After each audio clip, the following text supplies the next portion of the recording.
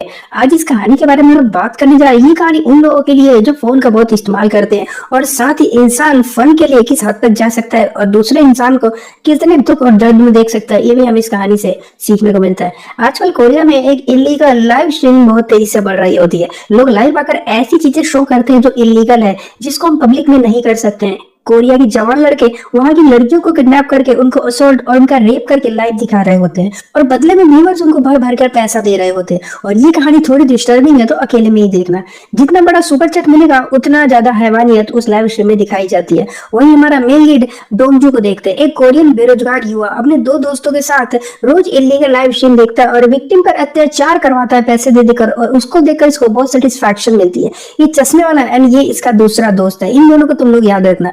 आज भी एक लड़की को असोल्ट होते हुए देखकर बहुत ज्यादा खुश हो रहे होते हैं और वहाँ क्या मजा आ गया, क्या सीन देख लिया, में ऐसी बातें हो रही है। लेकिन एक दिन डोंगजू की गर्लफ्रेंड को पता चल जाता है कि ये किस तरह का, किस लेवल का हरामी आदमी है, तो वो इससे ब्रेकअप करके अलग हो जाती है। इसने कई सारी कॉल की उसको, लेकिन वो इसकी बात सुनने को तैयार नहीं है। बार बार के मैसेजेस भी करता है लेकिन कुछ फायदा नहीं होता। उसके दिए हुए अलार्म क्लॉक को देख रहा होता है, तभी इसके कंप्यूटर स्क्रीन पर एक न्यू लाइव स्ट्रीम की नोटिफिकेशन आती है। इसके कंप्यूटर ने अपने आप से लाइव स्ट्रीम ज्वाइन कर लिया और इसका फ्रेंड तभी इसकी गर्लफ्रेंड सूजिन की फोटोज भेजता है। बताता है कि सूजिन दूसरे लड़कों के साथ डेट करती है। डोंगजू गुस्से में उसको कॉल करने लग गया होता है, लेकिन सामने चल रहा लाइव स्ट्रीम में एक आदमी है जो खुद को जेंटलमैन बताता है। बता रहा है कि दोस्तों आज की शाम बहुत ही बेहतरीन होने वाली है। डोंगजू का ध्यान नहीं है, वो सूजिन को बार बार कॉल करने पे लगा हुआ है और उसकी कॉल की रिंगटोन लाइव स्ट्रीम में सुनाई देने लग जाती है। और देखने से पता चलता है कि ये तो इसकी गर्लफ्रेंड सूजिन है जो भी लाइव स्ट्रीम में दिखाई दे रही है।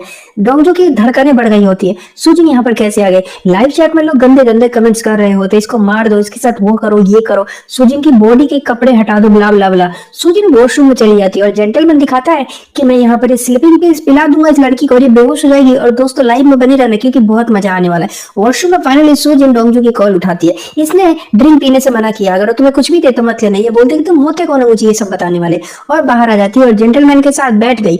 जेंटलमैन को ड्रिंक देता है, ये पीने वाली होती है लेकिन रुक गई। तभी व्यूअर्स गाली बकने लग जाते हैं चैट्स में, दोनों बातें करने लगे। और पता चलता है कि जेंटलमैन सूजिन का ऑफिस का मैनेजर है और सूजिन बेरोजगार डोंगजू के लिए जॉब मांगने आई हुई है। सुनकर डोंगजू की आंखें भर आती हैं। सूजिन बेचारी इस बात से अनजान है कि ये लाइव सब कोई देख रहा है इसको बैठकर। इसने ड्रिंक किया और कुछ देर बाद ये वहीं पर बेहोश हो जाती है और गंदे गंदे कमेंट्स आने शुरू हो गए होते हैं जो मैं तुम्हें बता भी नहीं सकता हूँ। और अब डोंगजू को फील हो रहा होता है कि जब अपनों के साथ ऐसा होता है तो हमें कैसा लगता है। जेंटलमैन स्ट्रीम अपडेट देता है, जिसे भी लाइव स्ट्रीम पर बने रहना है उनको जल्दी से 3 लाख वॉन टिप में देना होगा, वरना मैं किक आउट कर दूंगा। व्यूअर्स तेजी से बढ़ने लग गए होते हैं और काफी मजा आने वाला है। अब डोंगजू को सूजिन के ऊपर नजर रखनी होती है। लाइव स्ट्रीम से जाना तो नहीं चाहता, इसलिए जल्दी से कांपते हुए हाथों से 3 लाख वॉन इसको डोनेट करता है। जेंटलमैन फिर सूजिन का कॉल देखता है जिस पर डोंगजू की कॉल आ रही होती है। डोंगजू ने गंदी गंदी गालियां दी तो जेंटलमैन कॉल कट कर देता है। डोंगजू फिर से इसको 3 लाख वॉन टिप देती कहता है कि प्लीज पिकअप द कॉल जिसकी भी कॉल आ रही है। जेंटलमैन कॉल उठाता है, बोलता है हेलो कौन हो सर आप, मुझे ये फोन रोड पर पड़ा हुआ मिला था।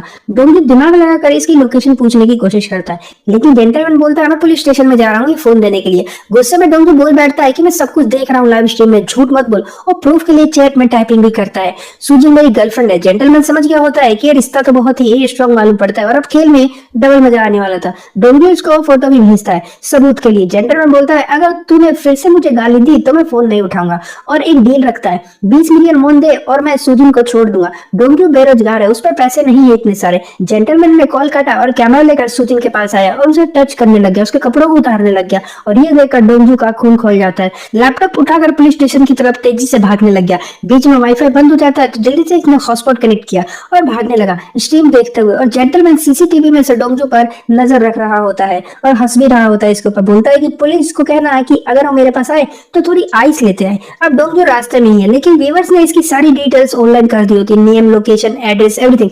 घबराया हुआ डोंगजू पुलिस स्टेशन के बाहर आ गया होता है जो कि बंद पड़ा है। जेंटलमैन ने वार्निंग दी कि अगर तू अंदर गया तो पूरा देश सूजिन का न्यूड शो देखेगा। डोंगजू डर चुका था बुरी तरह से। तभी एक आदमी अगर इससे टकराता है और डोंगजू का फोन गिर के वहीं टूट जाता है। जेंटलमैन बोलता है कि तेरे पास 15 मिनट है घर पे आने के लिए, वरना तुझे पता है कि मैं क्या करूंगा सूजिन के साथ। अब डर के डोंगजू वापस घर की तरफ भागता है और एक दोस्त से पैसे मांग रहा होता है सूजिन को बचाने के लिए। तभी इसका लैपटॉप गिरता है और व्यूअर्स रोड पर आ गए होते हैं इसका पीछा करते करते और इसका लैपटॉप छीनने की कोशिश करें ताकि न्यूड शो देख सके। ये घर पहुंचेगा नहीं और वहां पर सूजिन का न्यूड शो शुरू कर देगा जेंटलमैन, लेकिन कैसे भी लोगों से बच बचाकर जैसे तैसे घर पर आता है तो अपनी बहन को कॉल करता है कि जल्दी पुलिस के पास जाओ, लेकिन व्यूअर्स ऑलरेडी इसकी बहन पर अटैक कर चुके होते हैं। बेचारी भाग रही होती है। तभी जेंटलमैन कॉल करके बोलता है कि मैं डॉक्टर बात कर रहा हूँ, आपका भाई डोंगजू कार एक्सीडेंट की वजह से घायल होकर हॉस्पिटल में एडमिट है। बेचारी बहन उसी रात भागी भागी हॉस्पिटल आती है तो यार कुछ नहीं होता, और डोंगजू उसको कॉल करके समझाता है कि सब बकवास बातें हैं, तुम किसी की कॉल मत उठाना। और तभी व्यूअर्स इसकी बहन पर अटैक कर देते हैं, पीटना शुरू कर देते हैं, उसका फोन भी छीन लेते हैं। और तभी डोंगजू का बेल बजता है, बाहर एक डिलीवरी गाय आया है, 3 मिलियन वॉन मांग रहा होता है। डोंगजू ने लिए थे इसे, डोंगजू पैसे देने से साफ मना कर रहा है। और इतने में जेंटलमैन खेल को अब अलग लेवल पर लेकर जाना चाहता है। दूसरी तरफ पुलिस स्टेशन में एक ऑफिसर आया होता है जिसको एक नोट मिलता है। डोंगजू ने गिराया था लेकिन इस पर जो नंबर लिखा है उस पर कॉल नहीं लग रही होती। जेंटलमैन ने उठता है और सूजन को कलेजा का फ्लावर्स रखता है और उसके फेस पर एंटी लिखकर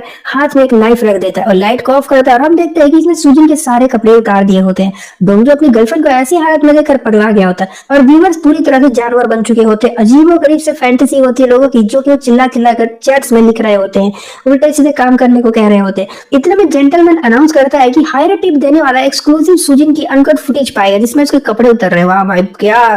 और ऑडियंस भी एक से बढ़ के एक बिड लगाती है, नीलामी हो रही होती है और डोंगजू ने भी अपने सारे पैसे लगा दिए होते हैं, लेकिन पैसे कम है तो खत्म हो जाते हैं और प्राइज रॉकेट ही तेजी से भाग रहा होता है। डोंगजू का बैंक पूरी तरह खाली है और इतने में एक लड़का जीत जाता है जिसका नाम सन्यू होता है। डोंगजू डर गया होता है कि अब इसकी गर्लफ्रेंड का क्या होगा, अगर ये वीडियो बाहर गई तो वायरल कर देगा और सब देखेंगे, क्योंकि यहाँ पर ऐसा ही होता है लाइव स्ट्रीम में। ये जानता है क्योंकि ये खुद उस क्रिमिनल में से बोल सकता है जो कि ऐसी लड़कियों को वीडियोस बनाना और देखना काफी पसंद करता है। ये चिल्लाने लग गया होता है कि मैं तुझे जान से मार दूंगा। जेंटलमैन हंस रहा होता है और स्ट्रीम को अब पूरे 5000 लोग देख रहे होते हैं और इनमें से किसी ने भी पुलिस को कॉल नहीं किया। इंसान इतना गंदा हो सकता है, लेकिन कैसे? अब डोंगजू को समझ आ रहा होता है और ये खुद वही काम करता है, लेकिन जब तक अपने ऊपर ना बीते ना किसी को एहसास नहीं होता है। जेंटलमैन ने एक डील रखी कि अगर डोंगजू सिन्यू से बात कर ले तो वो वीडियो डोंगजू को मिल सकती है, उससे जाकर नेगोशिएशन कर ले पैसे वैसे का लेन देन। सिन्यू ने पहले 3.5 मिलियन वॉन मांगे इससे, लेकिन कुछ देर बाद वो 5 मिलियन वॉन की डिमांड करता है।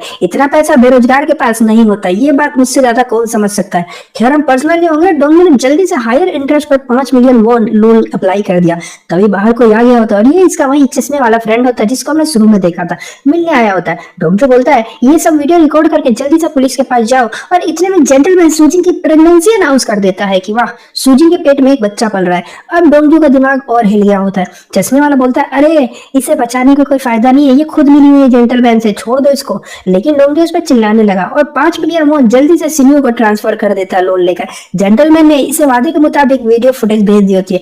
बिना देखे डोंगजू उस वीडियो को डिलीट कर देता है और दोस्त से बोलता है कि जा जल्दी पुलिस के पास जा। लेकिन दोस्त बोलता है कि हम भी फंस जाएंगे इलीगल स्ट्रीम देखने के चक्कर में, क्योंकि ये लोग खुद वही चीज देखते हैं। तुम सच में अपनी लाइफ खराब करना चाहते हो सूजन के चक्कर में। डोंगजू कुछ सुनने को तैयार नहीं है। दोस्त का फोन लेकर लाइव आकर सब कुछ बताने लग गया होता है कि क्या क्या हो रहा है और प्लीज कोई पुलिस के पास जाकर उनको इन्फॉर्म कर दो, क्योंकि मैं तो नहीं जा सकता हूँ। इतनी भी सर्विस गर्ल रूम के अंदर आ जाती है जिसको ये चश्मे वाला लेकर आया रोड से कुछ पैसे देकर नाइट स्पेंड करने के लिए, और लाइव ऑडियंस ये देखकर और गुस्सा हो जाती है इसके ऊपर कि देखो ये रातें रंगीन कर रहा है यहाँ पर किसी के साथ और हमें ये बेवकूफ बना के पुलिस के पास जाने को बोल रहा है। और डोंगजू को आ गया होता गुस्सा और दोस्त को मारने पीटने लग जाता है। पिटाई खाते हुए दोस्त बताता है कि हमारा तीसरे नंबर का जो दोस्त है वो रात को चुपके से सूजन को कॉल करके उससे गंदी गंदी बातें करता है। लो जी कर लो बात, एक से बढ़ के ट्विस्ट खोल रहे होते हैं। इधर जेंटलमैन ने सूजन का फोन खोला और चैट्स लीक कर दिए होते। जो असली बात है वो डोंगजू के फ्रेंड से रात को किया करती थी। वाह वाह क्या ट्विस्ट है भाई। डोंगजू के पीछे इसकी गर्लफ्रेंड इसी के फ्रेंड के साथ अफेयर चला रही थी। जेंटलमैन सभी मैसेज पढ़ने वाला था कि बाहर पुलिस आ गई होती, लेकिन जेंटलमैन ने वार्न किया होता कि अगर पुलिस को बताया तो अच्छा नहीं होगा।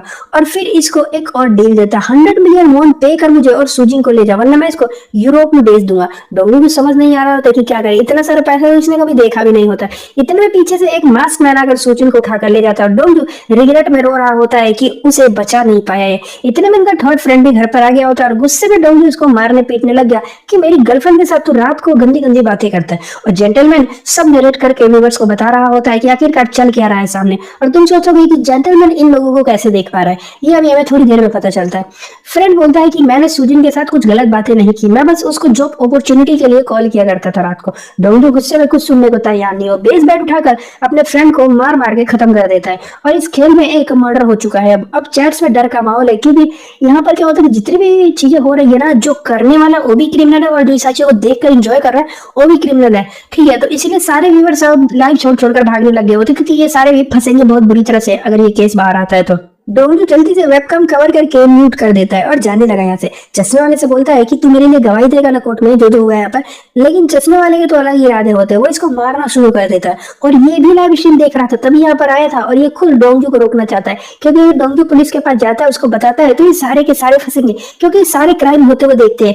एक लड़की के साथ असल्ट किया जा रहा है, वो करने वाला भी गुनाहगार होता है और उसको देखने वाला भी, कुछ ऐसा यहाँ पर बताया गया। इतने में मरा हुआ दोस्त उठ के चश्मे वाले को मारने लग गया। तो यहाँ एक और ट्विस्ट आता है, ये डोंगजू एंड इसके तीसरे फ्रेंड का प्लान था पूरा का पूरा ये सब रुकवाने का, लेकिन चश्मे वाला ऐसा धोखेबाज निकलेगा ये दोनों ये नहीं जानते थे। अब चश्मे वाले को एक पीट डालते हैं। इतने में जेंटलमैन ने सुजिन को पॉइजन इंजेक्ट करके उसकी जान ले ली होती है, लेकिन अब डोंगजू बहुत परेशान होता है। इसने अपना वेबकैम एंड माइक सब बंद कर दिया होता है। तो जेंटलमैन आखिरकार इसको देख कैसे पा रहा है, इसने पूरे रूम में अपनी नजरें घुमाई और देखा तो वहां पर एक अलार्म क्लॉक पड़ा था, जो कि सुजी ने इसको गिफ्ट किया था। और इसको खोला तो इसमें कैमरा एंड माइक निकलता है। इतने में सुजिन भी उठ गई होती है और ये सब सेटअप होता है स्टोरी का मेन प्लॉट। और यहाँ पर एक और ट्विस्ट आता है, ये सब पैसे के लिए नहीं किया गया, ये सब प्लान था डोंगजू को पूरी तरह से बर्बाद करने के लिए। देखो 1 साल पहले की बात है, जब लाइव स्ट्रीम काफी तेजी से बढ़ रहा था, उसी तरह सुजिन की छोटी बहन के साथ कुछ लोगों ने बाथरूम के अंदर गलत काम करके उसको लाइव होकर दिखाया था और उसको पूरे 5000 लोगों ने देखा था और उस पर गंदे गंदे कमेंट किए थे और गंदी गंदी हरकत करने के लिए कहा था, जो उनकी फैंटेसी होती है।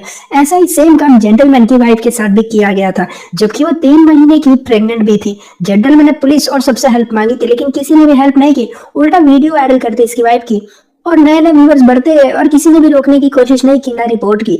और जितने भी विक्टिम थे सबकी फैमिली ने साथ आकर एक प्लान बनाया और सभी 5000 व्यूवर्स के आईपी एड्रेस ट्रैक कर लिए कि आखिरकार कौन कौन ये वीडियोस देखता है। उनके घर में अलार्म क्लॉक भिजवा दिया और सबसे पहला जो निशाना बनाया था वो बनाया था डोंगजू को।